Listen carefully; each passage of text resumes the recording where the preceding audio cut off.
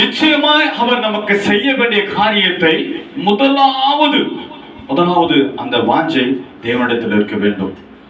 அப்படி நம் தேவனிடத்தில் நாம் வாஞ்சையா இருப்போமானால் நாம் செய்வத காரியம் எல்லாம் ஆண்டவராகிய கர்த்தர் வாய்க்க செய்வார். சரி, என்னென்னலாம் வாஞ்சையா இருக்க வேண்டும் சொல்லி நாம் வாசித்து பார்ப்போமானால், அதே சங்கீதங்களின் புஸ்தகம் 42ஆம் சங்கீதம் 1ஆம் வசனம் 2ஆம் வசனத்தை நாம் வாசிப்போம். கடவுள் எடுத்து வாசிங்க. 42:1-2. மானானது நீரோடை வாஞ்சித்து கதறுமா போல தேவனே என் ஆத்துமா உண்மையே வாஞ்சித்து கதறுகிறது. உன்னுடைய ஆத்துமா தேவனை நோக்கி வாஞ்சித்து கதற வேண்டும். எந்த காரியத்துக்காக நீண்ட நாட்கள் ஆண்டவரே இந்த காரியங்களுக்கு விடுதலை கிடைக்கலையே, ஆண்டவரே இந்த காரியத்துல எங்களுக்கு ஒரு ஜெயம் கிடைக்கலையே, இந்த காரியங்களுக்கு ஒரு வெற்றி கிடைக்கலையே, இதுக்கு ஒரு முடிவு வராது என்று சொல்லி அங்கலாய் போட தேவனிடத்தில் நீண்ட நாளா நீ எப்படி கதறி கொண்டிருக்கிறாயோ, ஆனால் அதற்கு பதிலாக உன்னுடைய வாஞ்சையில தேவனிடத்தில் கதறணும். உன் ஆத்துமா எப்படி தேவனை நோக்கி கதறுகிறதோ, அந்த மான்கானது தன்னுடைய நீருக்காக, தன்னுடைய பசி ஆற்றுவதற்காக, தன்னுடைய தாகத்தை தீர்ப்பதற்காக அந்த மான்கள் எப்படி ஆரோடமாய் சென்று நீரோடமாய் சென்று அந்த தாகத்தை தீர்த்துக் கொள்வதற்காக எப்படி வாஞ்சித்து கதறுகிறதோ, அதே போல உன் ஆத்துமா தேவனை நோக்கி வாஞ்சித்து கதற வேண்டும். உன் ஆத்துமா தேவனை நோக்கி வாஞ்சித்து கதற வேண்டும். இன்றைக்கு நாம் உயிரோடு இருக்கிறோம் என்றால் அது முதல் காரணம் தேவனாகிய கர்த்தர் ஒருவர் தான். கொஞ்சம் யோசித்து பாருங்க, கொஞ்சம் சிந்தித்து பாருங்க. இன்னைக்கு நம்ம உயிரோடு இருக்க மாட்டால் தேவனுடைய சுத்த கிருபை.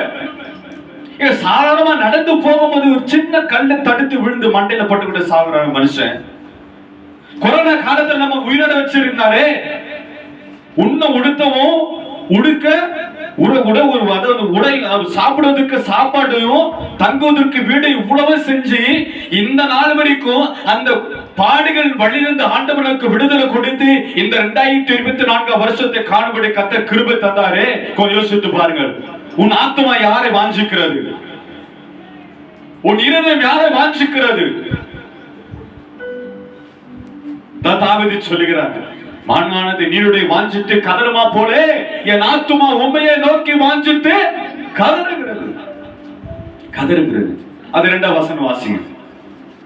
என் ஆத்துமா தேவன் மேல், ஜீவனுள்ள தேவன் மேலே தாகமா இருக்கிறதா. அதுங்க யோசித்து பாருங்க. இன்னைக்கு அநேகருடைய ஆத்துமா எதன் மீது தாகமா இருக்கிறது, எதன் மீது வாஞ்சா இருக்கிறது? எங்க பாஸ்டர் சில நேரம் இந்த குட் ஃப்ரைடே டைம்ல, அது மாதிரி இந்த ஈஸ்டர் டைம்ல, இந்த பண்டிகை டைம்ல எங்க பாசமா சொல்ற காரியம், எப்போ ஆராதனை முடியும் யோசிச்சுட்டு இருப்பீங்க, எந்த கடையில போய் சிக்கன் வாங்கலாம், எங்க நல்லா இருக்கும்னு சொல்லிட்டு எங்க பாசம் அந்த கிண்டலா சொல்லுவாங்க. அப்போ அந்த நாள், இந்த பண்டிகை நாளில் நம்ம என்னன்னா யோசித்து பாருங்க. இந்த கடையில போயிட்டு இந்த பிரியாணி வாங்கணும், இந்த கடையில போயிட்டு இந்த சாரி எடுக்கணும், இந்த கடையில போட்டு பேண்ட் ஷர்ட் எடுக்கணும், என் கணவருக்காக நல்ல ஒரு வேஷ்டி சட்டை எடுக்கணும், என்னுடைய மனைவிக்காக ஒரு நல்ல சாரி எடுத்து கொடுக்கணும், இந்த கடையில போய் எடுக்கணும் அப்படின்னு சொல்லி வாஞ்சிக்கிறது. ஆனா தாவீது சொல்லுகிறான், என் ஆத்துமா தேவனை நோக்கி வாஞ்சிக்கிறது. என் ஆத்துமா தேவனை நோக்கி வாஞ்சிக்கிறது. அடுத்தது அதே சங்கீதம் 42:5-11-3 வாசிப்போம். என் ஆத்துமாவே நீ ஏன் கலங்குகிறாய்? எனக்குள் உனக்குள்ளே நீ ஏன் தேங்கிக் கொண்டிருக்கிறாய்? தேவனை நோக்கி காத்திரு, அவர் சமூகத்தை ரட்சிப்பின் நிமித்தம் இன்னும் நான் உம்மை துதிப்பேன். உன் ஆத்துமா ஏன் கலங்குகிறது? எதற்காக நீ கலங்கிக் கொண்டிருக்கிறாய்? கலங்காதே. ஆண்டவர் சொல்கிறார், உன் பாரங்கள் எல்லாம் என் மீது வைத்திடுமா. உன் பாரத்தை என்கிட்ட கொண்டாந்து வை, இங்க சமூகத்துல கொண்டாந்து ஊற்றிடு. உன் வாஞ்சை அதுதான் இருக்க வேண்டும். தேவனே, என்னுடைய வாஞ்சையில உங்களுடைய சமூகத்துல வந்து நான் என் பாரத்தை ஊற்றி விடுகிறேன், அதை நீ ஏற்றுக்கொள்ளும். அதை ஏற்றுக்கொள்ளும் ஆண்டவரே, அதை நீர் அங்கீகரிப்பீராக. என் பலியை நீர் அங்கீகரிப்பீராக, என் துதியை நீர் அங்கீகரிப்பீராக. நான் வாஞ்சோடு வருகிறேன், உம்மை ஆராதிக்க வருகிறேன், உம்மை தொழுது கொள்ள வருகிறேன், உம்முடைய நாமத்தை மகிமைப்படுத்த வருகிறேன். அந்த வாஞ்சோடு என் ஆத்துமா உன் சமூகத்தை நோக்கி கதறுகிறது. உன் சமூகத்தை நோக்கி கதறுகிறது. 2009 வருஷத்துல மனுஷனுடைய சுய புத்தி மேல சாஞ்சி தவறான காரியத்தை செஞ்சது நிமித்தமாய் ஆண்டவர் சமூகத்துல கிட்டத்தட்ட 2 வார காலமாக அழுது அழுது அழுது அழுது அழுது என் சரீரத்துல எவ்வளவு பலன் இருக்கிறதோ அவ்வளவு பலத்தையும் கண்ணீரை ஊற்றி ஆண்டவர் சமூகத்துல மன்னிப்பு கேட்டேன். ஆண்டவரே, நான் செஞ்ச காரியம் தவறுதான், மன்னிங்க ஆண்டவரே, மன்னிங்க ஆண்டவரே, மன்னிங்க ஆண்டவரே. போராடின ஆண்டவர் சமூகத்துல என் ஆத்துமா அந்த அளவுக்கு தெய்வ சமூகத்தை நோக்கி காத்து கொண்டிருந்தது. தேவனாகிய கர்த்தர் வசனத்து மூலம் ஆண்டவர் எனக்கு விடுதலை கொடுத்தார். வசனத்து மூலம் ஆண்டவர் எனக்கு விடுதலை கொடுத்தார். வசனத்து மூலம் எனக்கு ஜெயத்தை கொடுத்தார். வசனத்து மூலம் எனக்கு வெற்றியை கொடுத்தார். அன்றைக்கு நான் ஆலயத்துல போய் தேவ சமூகத்துல உட்காராது இருந்திருப்பேனால் இன்றைக்கு நீங்க யாரும் தெரிஞ்சிருக்காது, நான் யாரும் உங்களுக்கு தெரிஞ்சிருக்காது, தாடு கிராமம் என்று எனக்கு அப்படி ஒண்ணே இருந்திருக்காது. பூமியில் உள்ள புழுக்களுக்கும் பூச்சிகளுக்கும் நான் இரையாக போய் இருந்திருப்பேன். ஆனால் அன்றைக்கு என் ஆத்துமா தேவனை நோக்கி வாஞ்சித்து கதறினாலதான் இன்றைக்கு என் ஆண்டவர் உயிரோடு இருக்கு, என்னை உயிரோடு வச்சு இருக்கிறார். அடுத்ததாக அதே சங்கீதம் 43:5 வசனத்தை நான் வாசித்து பார்ப்போம். ஆண்டவர் எப்படி வைத்து இருக்கிறார் என்று பாருங்க. என் ஆத்துமாவே நீ ஏன் கலங்க. 42:5 தானே, 43:5. ஓகே, வாசிமா. ஏன் எனக்குள் தியங்குகிறாய், தேவனை நோக்கி காத்திரு, என் முகத்திற்கு ரட்சிப்போம், என் தேவனுமா இருக்கிறவர் நான் இன்னும் துதிப்பேன் என்று சொல்லுகிறார்.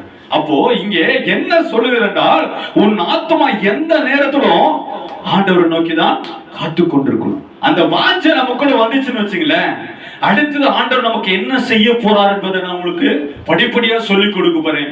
இதை நீங்க ருசிக்க கண்டுட்டீங்கன்னா, இந்த ருசி பார்க்க கத்துட்டீங்கன்னு வச்சேன், உங்களை போல இந்த தாடர் கிராமத்தில் உயர்ந்தவர் யாரும் இல்லை. ஆமென், ஆமென், ஆமென்.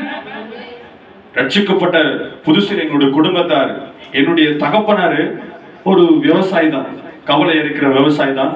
வேற நிலத்தை வாங்கி குத்தகை வாங்கி அவர் பையனால வச்சு கொண்டிருந்தார். ஒரு நாள் ரட்சிக்கப்பட்டு ஞானஸ்தானம் எடுத்து அபிஷேகம் பெற்று அவர் எப்பொழுதும் சாயங்கால வேலையில தான் வேதத்தை உட்கார்ந்து தியானிக்கிற வழக்கம். ஜோமணி முடிச்சுட்டு மறுநாள் காலையில 3:30 மணிக்கு கவலை எரிப்பதற்காக தண்ணி பயிர்களுக்கு நீர் பாய்ச்சுவதற்காக போவார். நல்ல ஆவின் நிரம்பி நல்ல செபிக்கிற மனுஷன், பரிசுத்த ஆவின் வல்லவன் நிரம்பி துதிக்கிற மனுஷன்.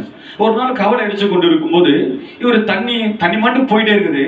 ஆனா பிசாசு முகமுகமா ஒரு சாதாரண மனுஷங்கள முகமுகம் வந்து பயிருக்கு ஓட வேண்டிய தண்ணீரை அதாவது வறண்ட பூமியில வரப்ப மாத்தி விட்டுட்டு அவன் மட்டும் நின்று வேடிக்கை பார்த்துட்டு சிச்சுன்னு இருக்கான். ஆனா இவர் என்ன பண்றாரு, கவலை இறைச்சுன்னு துதிச்சுன்னு ஆண்டவர் சத்தமா துதிக்கிறார். பயமா துதிச்சு எங்க கிட்டத்தட்ட ஒரு 2 கிலோமீட்டர் தூரத்துல அவர் பாடுற சத்தம் எங்க வீட்டுக்கு கேட்கும். அந்த அளவுக்கு அவ்வளவு சத்தமா பாடி தேவனை துதிக்கிற மனுஷன் அந்த. இவர் என்ன பண்ணாரு, என்னடா இது, நம்ம இவ்வளவு நேரம் தண்ணி பாய்ச்சிட்டு இருக்குமே, இன்னும் பயிர் ரொம்பிட்டு இருக்குமே, தண்ணி நல்லா ஃபுல்லா ஆயிட்டு இருக்குமே அப்படின்னு சொல்லிட்டு சுத்தி பார்க்க போனா பிசாசு சிரிக்கிறான. என்ன சொல்றானே, நீ தண்ணி அடிச்சியா, என்ன புரோஜனம் பாத்தியா, உன் ஆண்டவனை காப்பாத்துறான. அப்ப தீர்மானத்தான உன்னை இனிமேல் விடுறாம இருக்கல, இந்த பக்கம் என் கழனி பக்கம் வரக்கூடாதுன்னு சொல்லு. ஆண்டவர் இயேசுவின் நாமத்துல துரத்தின ஓடிப்போ, இந்த பக்கம் வரக்கூடாதுன்னு சொல்லி பிசாச துரத்தினார். நீ என்னைக்கு தேவன் மீது உங்களுடைய வாஞ்சை அதிகமா இருக்குதோ பிசாசு சோதனை கொண்டு வருவான் தான், பிரச்சனைகளை கொண்டு வருவான் தான், தேவையில்லாத பிரச்சனை கொண்டு வரேன். இன்னைக்கு நான் உண்மையில சரி காலையில மணி 6:10 ஆயிடுச்சு, சரி இதுக்கு மேல வேஸ்ட், நம்ம போறது வேஸ்ட், நம்ம முடிச்சுக்கலாம் அப்படின்னு போன் பண்ணி சொல்லிடலாம் வரல அப்படின்னு சொல்லிட்டு அப்புறமேட்டா பகவான் மண்டையில இடித்தோம். ஐயோ பாசம் வர சொல்லிட்டா 2 வாரம் நீங்க தான் செய்தி கொடுக்கணும், இல்லைன்னா கூட விடுற மாதிரி இல்லைன்னு. அப்புறமா தான் அம்மா நீங்க எப்படியே கிளம்பி போயிடுங்க, நான் வண்டியில போயிட்டு சொல்லிட்டு கடை ஏந்து குளிச்சுட்டு பேண்ட் ஷர்ட்டை போட்டு எப்படியும் வந்துட்டேன், வந்து சேர்ந்துட்டேன். கர்த்தரோட கிருபை நான் இல்லை, கர்த்தர் கொண்டு வந்து பத்திரமா சேர்ந்துறாரு. கொஞ்சம் பயம்தான், ஏன்னா போகும்போது எப்படி போறோமோ அப்படின்னு சொல்லிட்டு யோசிச்சுட்டு வந்தேன். ஆனா தேவனை கர்த்தர் பத்திரமா கொண்டு வந்து சேர்த்துறா, தேவனுடைய நாமத்துக்கு மகிமை உண்டாகட்டும். அப்போ இந்த வாஞ்சை நமக்குள் இருந்தால் நம்முடைய ஆத்மாவுக்குள் கலங்கி கொண்டிருக்கிற காரியத்திலிருந்து ஆண்டவர் நமக்கு என்ன பண்ணுவாரா, விடுதலை கொடுப்பார். அடுத்தது யோபு 19 அதிகாரம் 25, 26 3 வசனம் வாசிப்போம். யோபு 19 அதிகாரம் 25 வசனம் 26 வசனம். என் மீட்பர் உயிரோடு இருக்கிறான்ற வாஞ்சை உங்களுக்குள் வேணுங்க. நீ எங்க போனாலும் சரி, நீ வயக்காட்டுக்கு போனாலும், கறிக்கடைக்கு போனாலும், இல்ல மளிகை கடைக்கு போனாலும், இல்ல சந்தைக்கு காய்கறி வாங்க போனாலும் சரி, அதுக்கப்புறம் உங்க சொந்த மத பார்க்க போனாலும் சரி, என் மீட்பர் உயிரோடு இருக்கிற அந்த வாஞ்சை உனக்குள் இருக்க வேண்டும். அடுத்து வாசிங்க. அவர் கடைசி நாளிலே பூமி மேல் வந்து நிற்பார், இதை நான் அறிந்திருக்கிறேன். இந்த என் சரீரத்தில் இருக்கிற இந்த தோல் முதலானவைகள் அழுகி போனாலும் என் மாம்சத்திலே இருந்து நான் தேவனை பார்ப்பேன். கொஞ்சம் யோசித்து பாருங்க. யோபுடைய வாழ்க்கை நீங்க வாசித்து பாருங்களேன். கட்னம் பொண்டாட்டி அது உதாசனப்படுத்திருப்படு. உனக்கு கொஞ்சம் கூட மூளை இருக்குதா? எப்படி உனக்கு கொஞ்ச நாளா எதனா இருக்குதா? கொஞ்சம் யோசித்து பாரு. நல்ல செல்வசியமான இருந்த, நல்ல ஆஸ்தி அந்தஸ்து இருந்துச்சு, வேலைக்காரங்க ஒட்டகம் இருந்துச்சு, ஆடு மாடு குதிரை எவ்வளவு இருந்துச்சு. இன்னைக்கு நீ ஓட்டாண்டியா இருக்கிற, எல்லா சூழ்நிலை மாறி போச்சு. என்ன இதுல இருந்து உனக்கு ஆண்டவர் விடுதலை கொடுக்கல. அப்பேற்பட்ட ஆண்டவர் இன்னும் நீ நம்பிக்கை வச்சிருக்கிறியா? இந்த உலகம் இப்படிதாங்க. இந்த உலகம் இப்படிதான். இருந்தால் பல வருவார், இல்லை என்றால் யார் வருவார்? இருந்தாலும் இல்லை என்றாலும் என் இயேசு கூட வருவார். அப்போ கொஞ்சம் யோசித்து பாருங்க. அப்போ யோபருடைய அந்தஸ்து ஆசை சுகத்துக்காக தான் அவருடைய மனைவி இருந்திருக்கிறான். நான் யோசித்து பார்க்கிறேன். இவ்வளவு ஆடவர் ஐஸ்வர்யம் இருந்துச்சுன்னா அந்த வார்த்தை சொல்லி இருப்பாள் அவ. கொஞ்சம் திங்க் பண்ணி பாருங்க. இமேஜின் பண்ணி கொஞ்சம் யோசித்து பாருங்களேன். கணவன் மீது ஒரு உண்மையான அன்பு இருந்துச்சுன்னா, எந்த கஷ்டம் நஷ்டம் பாடுகள் துன்பங்கள் போராட்டம் வந்தாலும் கணவனுக்கு தோளோடு தோள் கொடுத்து அவன் எந்த சூழ்நிலை வாழ்ந்தாலும் சரி அவனுக்கு உறுதுணையா இருக்கிறவ தான் மனைவி.